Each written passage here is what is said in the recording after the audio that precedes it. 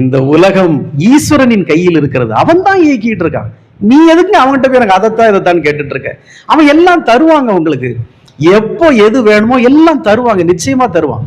ஆனா அவங்கிட்ட நீங்க கேட்க வேண்டியது, இறைவா உன்னுடைய கருணை கடற்கண் பார்வை என் மீது இருந்தால் போதும், உன்னுடைய நாமத்தை மறவாமல் இருக்க எனக்கு நினைவு இருந்தால் போதும், உன்னுடைய திருவடிகளுக்கு எப்போதும் சேவை செய்கிற ஒரு திறன் எனக்கு இருந்தா போதும் இறைவான்னு மட்டும் கேளுங்க. வேற எல்லாம் தன்னால வருங்க, வேற எல்லாம் தன்னால வரும். இந்த ஒன்றை மட்டும் கேளுங்க. எப்பா சரி எனக்கு என்னால இது ஒண்ணும் பண்ண முடியாதா? எப்போதும் இறை சங்கல்பத்தில் இருக்கிற அடியார்கள் கூட நான் நிறைந்து இருக்கிற ஒரு பாக்கியத்தை எனக்கு தான். எப்போதும் அடியார்கள் கூட நான் இருக்கட்டும். இப்ப நானும் சந்திரபாய் அக்காவும் இருக்கோம், என்ன பேசிட்டு இருப்போம்? வேற என்ன பேசிட முடியும்? பகவானை பத்தி தான் பேசிட்டு இருப்போம். வேற என்ன பேசிட முடியும்? சினிமா கதையா பேச முடியும்? இல்ல தமிழகத்தில் என்ன நடக்கிற அரசியல் கதையா பேச முடியும்? ஒன்றும் பேச முடியாது. அப்போ அடியார்கள் கூட்டத்தோடவாவது இருக்கிற ஒரு பாக்கியத்தை எனக்கு தான்.